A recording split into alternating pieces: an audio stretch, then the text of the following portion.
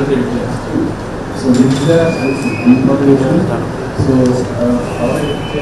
another issue is that oxidation curve. We are also proposing some oxidation curve. So just I want to know the efficiency of the oxidation curve rather than the STPs. Is it upon the NGT standards? No.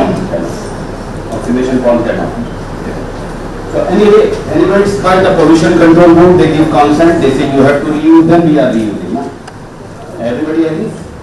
But for others, if the maybe cost is available, they can go for reuse. Now, next is technologies to achieve NGT standards. तो हम लोग many technologies are there.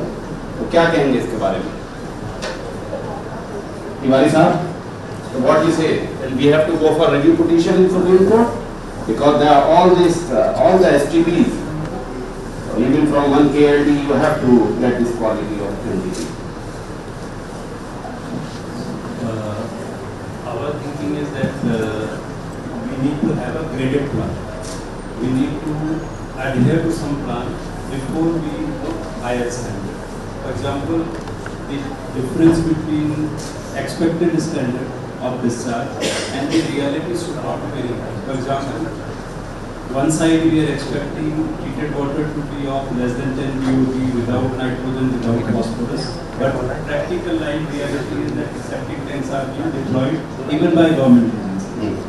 So by deploying septic tank in the market, you are contaminating water, you are also creating further budgetary complexity of MSTP and so forth. So better strategy would be that first we comply with CPCB board MUF standard, then gradually increase capacity of that environment, go to the next level and then go to the next level like we do in the other industries.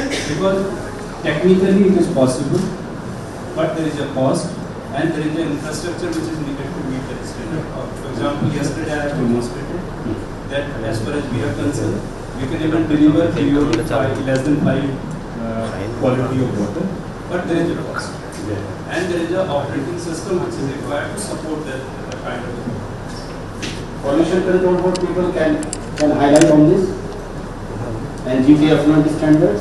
हम गल कर सकते हैं यहाँ ਦੇ ਵਿੱਚ ਜਿੰਨੇ ਸਾਡੇ ਹੈ SPR ਟੈਕਨੋਲੋਜੀ ਜੋ ਤੋਂ ਅਚੀਵ ਕਰ ਰਹੇ ਟੈਂਕ ਤੇ ਜੋ ਤੋਂ ਇੰਡੀਆ ਦਾ ਜੋ ਟੈਕਨੋਲੋਜੀ ਉਹ ਨਹੀਂ ਟੈਂਕ ਜੋ ਟੈਂਕ ਤੋਂ ਬਾਹਰ ਰਹਿੰਦੀ ਅਸੀਂ ਹੁਣ ਜਿਹੜੀ ਮੋਨੀਟਰਿੰਗ ਹੁਣ ਦੀ ਸੋਚ ਜਿਹੜੀ CPC ਨੂੰ ਬਣਾਉਣ ਦੀ 30 ਵਾਲੀ ਉਹਦੇ ਕਰਕੇ ਲੈ ਕੇ ਚੱਲ ਰਹੇ 30 लेके चलना है 30 चल रहा है अभी तक आप लोग क्या फॉलो कर रहे हो NGT कर रहे हो या CPC भी ਅਸੀਂ ਜਦੋਂ ਤਾਂ NGT ਅਸੀਂ 30 ਦਾ ਜਿਹੜੀ ਅੱਜ ਦੀ ਡੇਟ 'ਚ ਕੰਪਲਾਈਂਸ 30 ਦੇ ਉੱਤੇ 30 चल रहा है और pollution control MP pollution control चलेगा त्रिपुरा से हैं चलेगा और हिमाचल से हैं हिमाचल या प्लीज रीयूज के बारे में बात करना हाँ रीयूज के बारे में इसको ऑन कर दे कौन है हाँ नहीं यूज करना एक रिक्वायरमेंट दे दी है लेकिन इसमें टैबू बहुत ज्यादा है एक सीमेंट प्लांट को हमने कंसेंट दिया कि आप सारे ट्रीटेड वाटर को वनएबिलिटी का अपना रेजिस्टेंस बॉडी को रीयूज करेंगे हमने पाइपलाइन बिछा दिया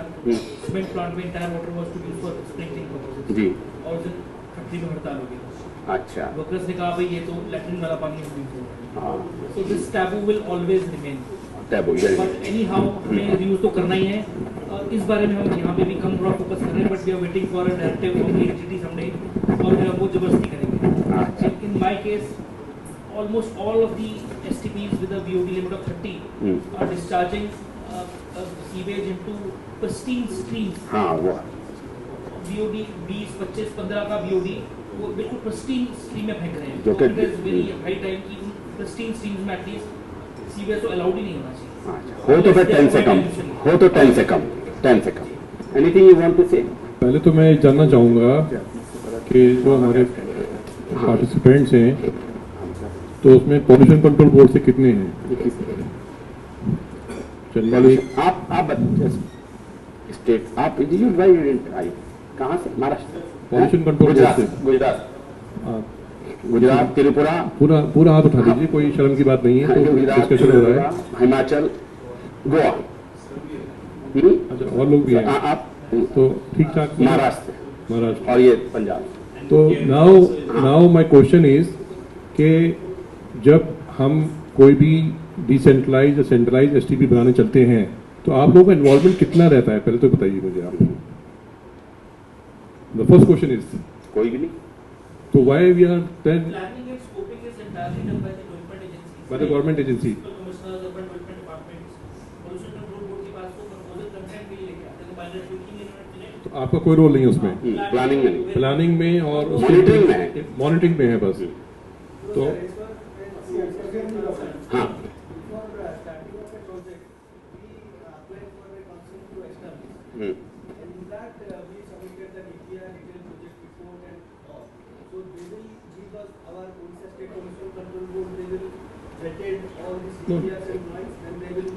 do you give some kind of approval to the state department कि नहीं ये टेक्नोलॉजी आप लगा लीजिए, ये हम इसको अप्रूव करते हैं, ऐसा कुछ करते हैं आप? Consent to the municipality? नहीं, वो पैरामीटर की बात नहीं हो रही, I am talking of technology. कुछ नहीं होता, चलिए ठीक है। अब ये हम जो बात कर रहे थे, जो डॉक्टर काजमी का जो यहाँ पे क्वेश्चन है वो ये है कि चाहे वो डिसेंट्रलाइज हो या सेंट्रलाइज हो, तो टेक्नोलॉजी डिसाइड कैसे करें, सिलेक्शन ऑफ टेक्नोलॉजी कैसे हो?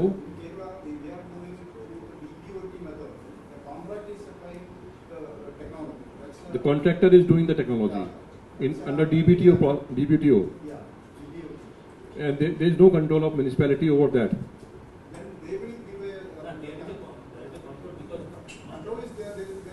I think it looks a very chaotic kind of situation कि हमें यही नहीं पता कि मतलब टेक्नोलॉजी कौन सिलेक्ट करेगा, contractor, municipality, pollution control board, या ऐसा है?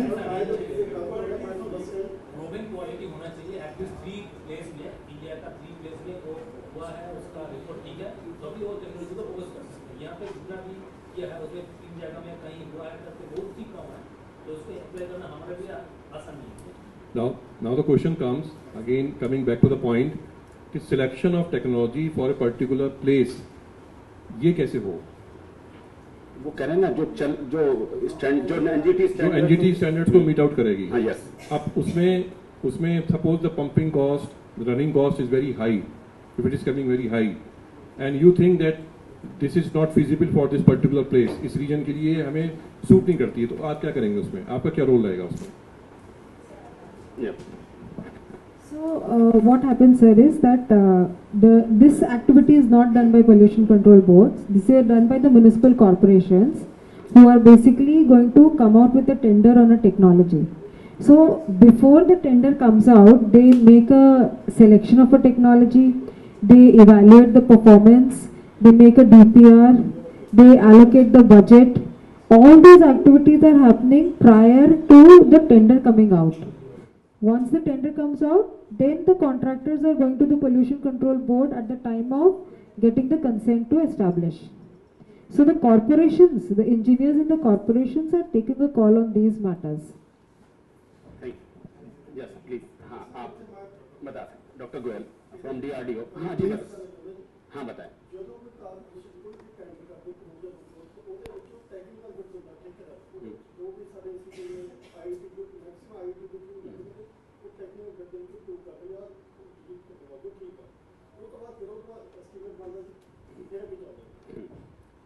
Approved, like, हाँ,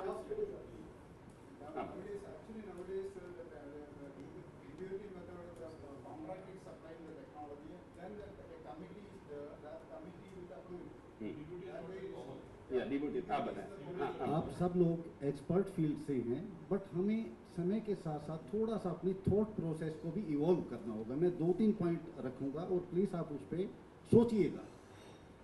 नेचर ने बहुत कुछ दिया है, हर चीज़ का सॉल्यूशन दिया है। जो ये ह्यूमन बॉडी है लाखों सालों से इवॉल्व होके आ रही है। लगभग 1 to 1.5 kg हम डेली खाना खाते हैं और पानी भी खूब पीते हैं, और अल्टीमेटली आउटपुट आप देखिए। The beauty of this reactor, 30 feet लंबी ये कैनाल है, दुनिया का सबसे बढ़िया STP, सबसे बढ़िया MBR और सबसे बढ़िया वाई डाइजेस्टर। आज तक क्या सीखा हमने इससे? अब सोचिएगा प्लीज सब लोग। सबसे ज्यादा ब्यूटी सिस्टम की क्या है? अपने इस बायो रिएक्टर की सॉलिड को अलग करता है और पानी को अलग करता है। पानी किससे सेपरेट होता है? MBR से, membrane based system.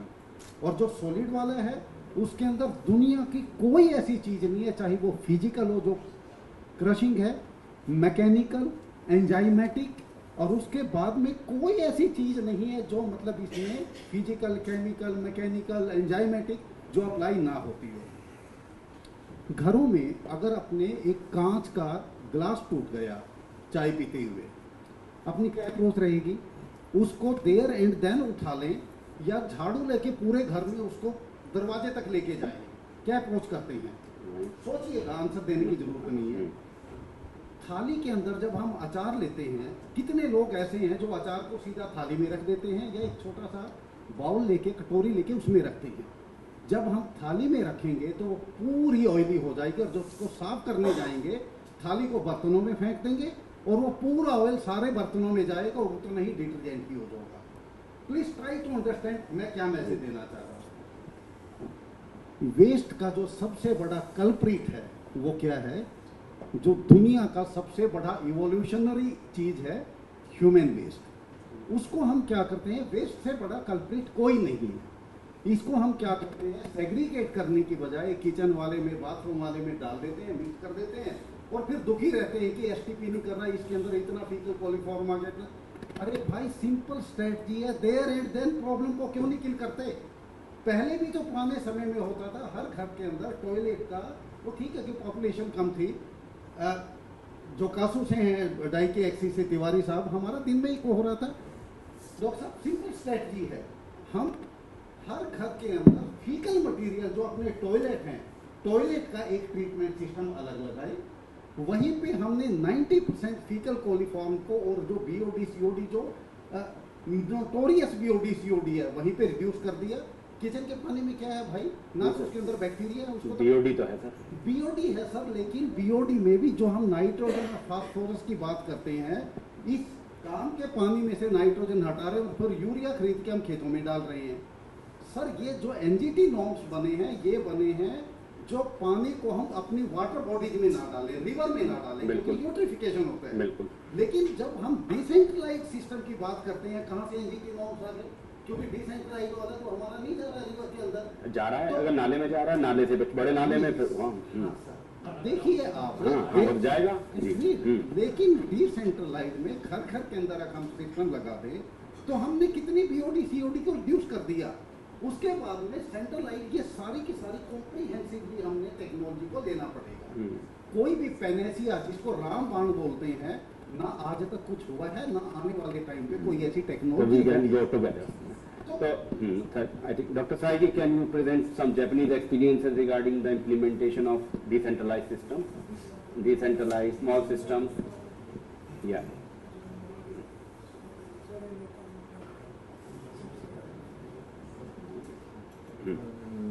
Like what problems you faced, like regarding the cost of JOCASO, like decentralized systems? What problems? Who supports this one? Because it's very costly affair.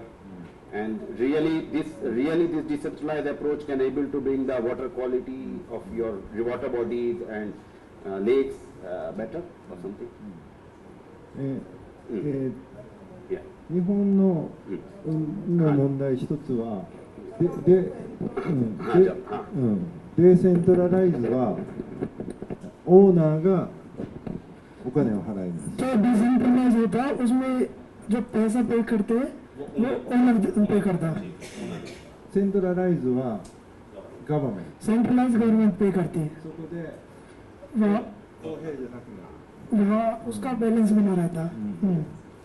ただしオーナー、デセントラライズは自分が気に入った浄化層を選ぶことができる。डिसेंट्रलाइज में होता है कि हमें क्या चाहिए अपने घर के लिए, वो हम खुद से जोकासो का कौन सा टाइप चाहिए वो हम खुद से सिलेक्ट कर दें।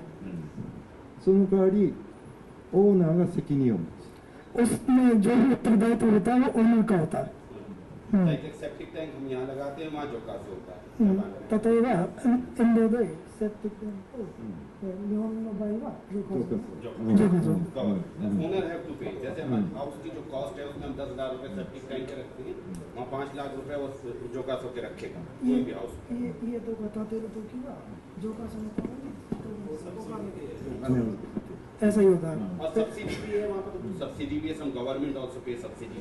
何か政府からお金とかももらってるジョカソ。もらえる。サブシディभी होते हैं. कितनी परसेंट सब्सिडी? どのぐらい何%ぐらい30% ぐらい。30%. तो really it helps the water pollution, controlling the water pollution body of the water bodies in Japan. नदियों को साफ करने में सच में इसका बहुत बड़ा योगदान रहा है. तो डिसेंट्रलाइज्ड सिस्टम. これは川に जैसे हमारे देश में नदी और 川をクレークするために本当に役に立ってる。ये बहुत यूजफुल है. बहुत यूजफुल. 川とあと湖とベイとか海の जो हमारे समुद्र है और जो हमारे नाले हैं उन सब के लिए अच्छा है. इन सब के लिए वाटर क्वालिटी रियली.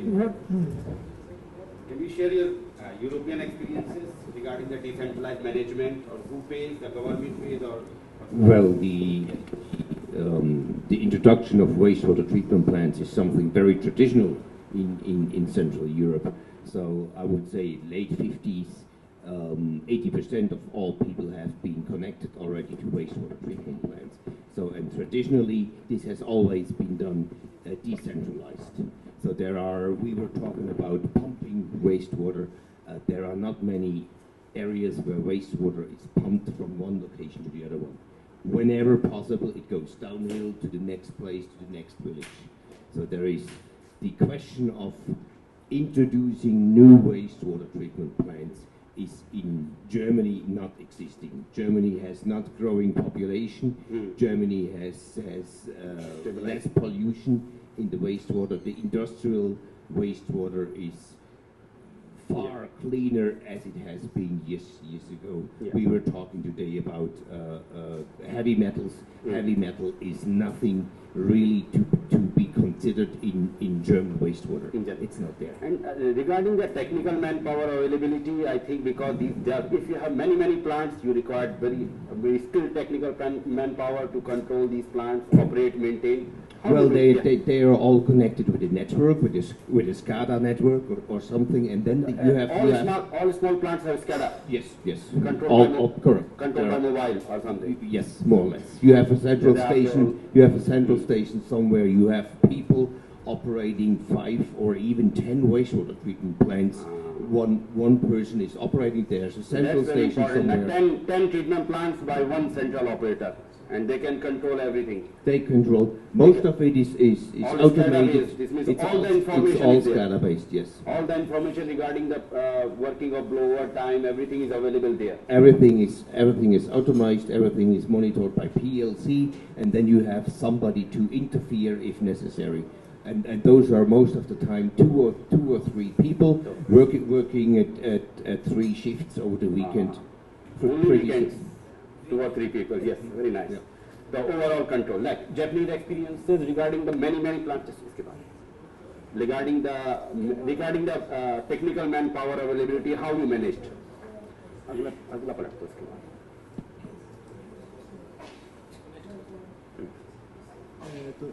日本は、浄化槽管理士っていう国家資格を持った人しか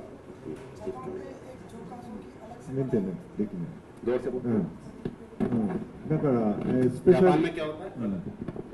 जापान में जो जोकासो है उसको मेंटेन करने के लिए जो अलग से पढ़ाई करी जाती है उसकी. なので、まあスペシャリストだから、वो स्पेशलिस्ट होते हैं 1日に何軒も回れる。वो एक दिन में अलग-अलग प्लांट्स जाके विजिट करते हैं. एक आदमी कितने प्लांट एक महीने में मैनेज कर लेता है? मोहितोरी वा दोनों कराएंगे गेम वाली एक का वेट सुधे. 1日で4つ5つのちっちゃい。एक दिन में 3 3 या 4 या 5 प्लेस अबाउट पूरे महीने में अबाउट 100 प्लांट्स その代わりマニファクチャーはそういう簡単なメンテで運転できるような浄化槽じゃないと売れない。जो मैन्युफैक्चरर है वो भी ऐसे जोकासो बनाते हैं जो जिनकी मेंटेनेंस इजी हो करने। Very important, thank you very much.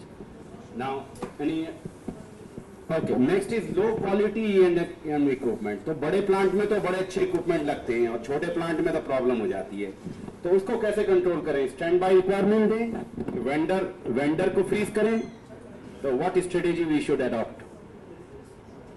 कोई बता सकते हैं? Adi Nadeem please tell you.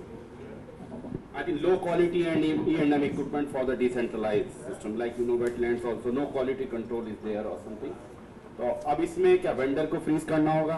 First of all, like as far as the low quality E&M is concerned, when we are talking of decentralized approach, तो हमें जो technology select करनी है पहले तो उस पर बहुत ज़्यादा फोकस करना है, जो कि कोशिश ये करिए अगर छोटे प्लांट्स हैं कम कैपेसिटी के, तो जो सिंपल ऑपरेशन मेंटेनेंस हो, कम से कम मैकेनिकल इक्विपमेंट्स, इलेक्ट्रिकल कंजम्पशन कम से कम हो, केमिकल्स की रिक्वायरमेंट कम से कम हो। जितना आप छोटे प्लांट को हाईटेक बना देंगे तो वहीं वहाँ पे ज़्यादा दिक्कतें आएंगी आपको, क्योंकि उसके पास जो एजेंसी होगी वो पूरी तरह से इक्विप्ड नहीं होगी to deal with the problems associated with the hitech system. So try to keep, this is my point of view, try to keep treatment plant technology as simple as possible. हाँ, अब रही बात कि suppose हमारे पास है technology और equipments भी हैं, अब now what should be the approach? इसमें द कॉन्ट्रैक्टर, जैसे आजकल जो कंसेप्ट चल रहा है हमारा कि 15 ईयर्स का चल रहा है, तो let in the case of smaller plants, छोटे प्लांट्स में instead of 15 years let us keep it 5 years. At least 5 years के लिए अगर हमारे पास इक्विपमेंट्स की गारंटी देगा तो हमारे पास एक अच्छी सुविधा होगी कि हम उसको कॉन्ट्रैक्टर को जब चाहेंगे चेक कर सकते हैं कि हमारा इक्विपमेंट खराब हो गया है।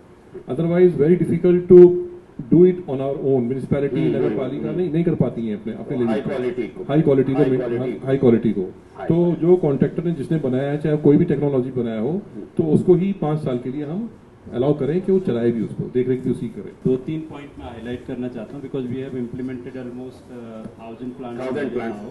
सो 2-3 मेन प्रॉब्लम है। एक तो आपने क्वालिटी हाईलाइट करी, दूसरा बड़ा पॉइंट क्या है कि जैसे कैपेसिटी छोटी होती है, there are not suitable pump and valves available in the market. Suppose आपने 10 kND का प्लांट लगाया, पर आवर आपको कितना फ्लो चाहिए और कितना हेड चाहिए, वो पंप अवेलेबल नहीं है, तो आप क्या करते हैं, साइड पे आप रिसर्कुलेशन करते हैं, तो बेसिकली आपकी एनर्जी कॉस्ट बढ़ जाती है।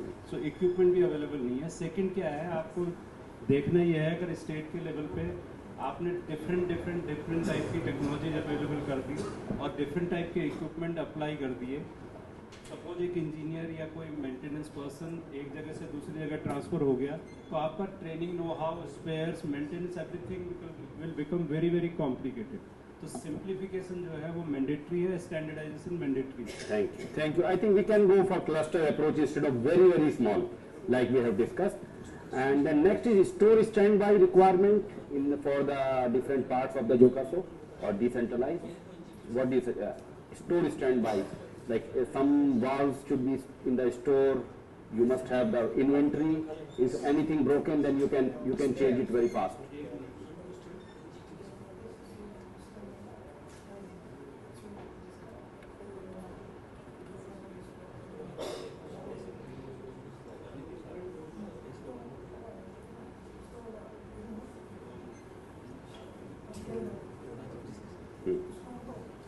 You provide that somebody take everything and then you can have a store. Like sometimes if something broken in India, it takes maybe 20 days, 30 days.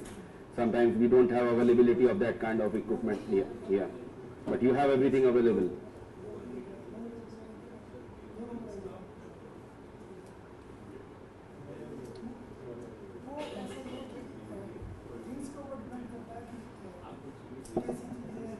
जैसे ब्लोअर हो गया, मान लो डिफ्यूजर्स खराब हो गए, वाल्व खराब हो गई, जापान में मोस्टली स्टॉक होता है, स्टॉक होता है, तो you have availability of stock at various locations, and you can change, है ना, very nice, okay. And next is design standardisation. तो inlet water quality, as you know, inlet water quality is always very high. तो हाँ, anything departments or wings of the government, like CPHEO manual, Ministry of Urban Affairs के नीचे आता है, ये सब बताता है, लेकिन जो स्टैंडर्ड्स को नोटिफाई करता है वो CPC में MOEF करता है। तो इन दोनों के बीच में कोहेरेंस होनी चाहिए। उसी तरह स्टेट में भी प्रॉब्लम है। नहीं, तो नहीं, the problem is CPHEO manual large plants के लिए, लार्ज प्लांट के लिए किसी को कोई प्रॉब्लम नहीं है। अब हाँ, तो लेकिन large plant already we design for the NGT standards, तो कोई इशू नहीं है। छोटे की प्रॉब्लम आ रही है, इनमें कोहेरेंस नहीं, ये तो दोनों कोहेरेंट है, but we are discussing about the small plants. Small plants can't be able generally to satisfy NGT standard, लेकिन बड़े प्लांट में तो किसी को कोई प्रॉब्लम नहीं है, आपको किसी को भी, है ना, तो बड़े प्लांट्स में तो कोई ऐसी प्रॉब्लम नहीं है। स्मॉल में जरा डिफिकल्ट हो जाता है, बहुत छोटे वाले 10 KLD, 100 KLD, 50 KLD, 500 KLD। तो then now we are making the BIS code for prefabricated STP, ये होता है। On inlet water quality should be high, that is also because we are designing the STP for 250, but we have to design for 300 and more than 300. Interesting बात है कि BIS code में CPHEO ने NGT standard को हटवा दिया। I don't know. चलिए, anyway, then we already discussed the reuse potential 50%. Next, anything you want to say regarding these points? हाँ, ये हमें फाइनल करना है। हाँ, बोल प्लीज, हाँ बोल बस।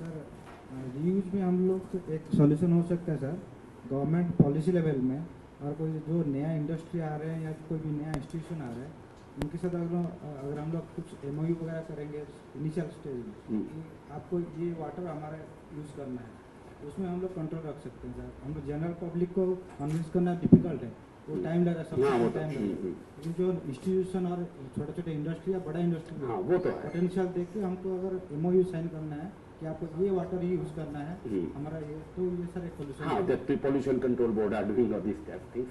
ठीक है, तो कॉस्ट थोड़ी सी इसको फाइनलाइज करनी है, that you can see the cost 10 KLD। I think this is the cost estimate generally we have to finalise, this is very important aspect. आप इसको देख सकते हैं, छोटे प्लांट में 500 अप टू 500 KLD, तो ये कॉस्ट, ताकि कोई भी एस्टिमेट बने तो we can go with that. तो जितना आप देख लें कि when the plant is very small, तो आपकी पर kilolitre cost is about 25 rupees operation cost, और जो इतना बड़ा होता रहेगा तो 10 से 15 रुपए। Similarly it depends, that's why we are discussing, this is for generally 80% or 90% of the India, but regarding the hilly areas का कोई भी प्लांट होगा इससे डबल साइज कर दें, तो हिली एरियाज में सब चीजें डबल हो जाती हैं ऑलमोस्ट। तो if you are putting in, क्या कहते हैं, ऊटी में करेंगे या फिर आपका कश्मीर में या Himachal Pradesh, Uttarakhand, the prices are almost double. This is the cost. आप बता सकते हैं इसके बारे में प्लीज?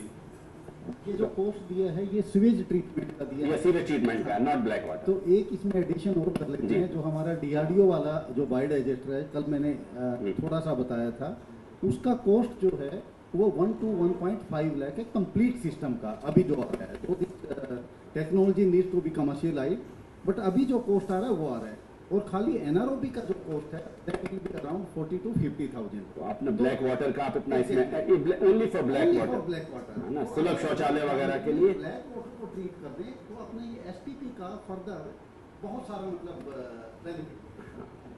तो this is one of the, और फिर एक important aspect of hilly areas. अब हम लोग यहाँ हिली एरियाज में हैं, तो हिली एरियाज में ही can discuss some of the things, what concept, new concept we can introduce to really reduce the cost, because for hilly areas the cost is about 3 times। अगर हमने वहाँ लगाया जोशीमठ में या बद्रीनाथ में या जहाँ पर भी लगाया, the cost is 3 times। In Srinagar, in Pahalgam, the cost is, size is 2.5 times in Bombay। So you can say some of the highlights, some of the things, how you manage the sewage in the hilly area, because that's very important. Actually not hilly area. Colder area, sorry, not hilly area. Colder area. Designed for 25 degrees. And then there is basically in Japan we get a guideline. So maybe Dr. Sai. Dr. Sai, can you please highlight what consideration we take for the colder areas? Because yes. The colder areas जो ठंडी जगह होती है,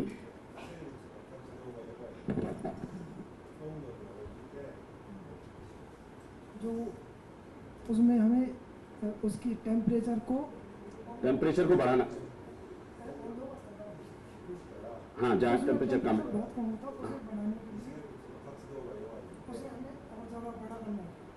size, वो तो हाँ size is big, retention time is big.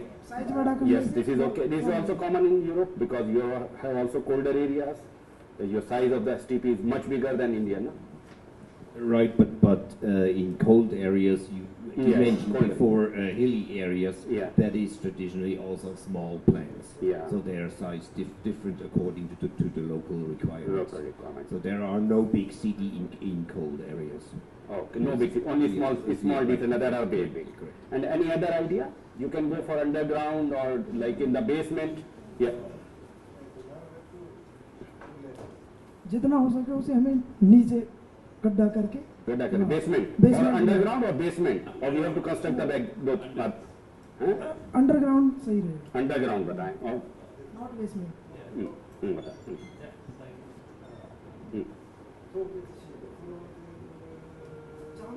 फ्रोजिंग होती है. फ्रोजिंग है. फ्रोजन से नीचे.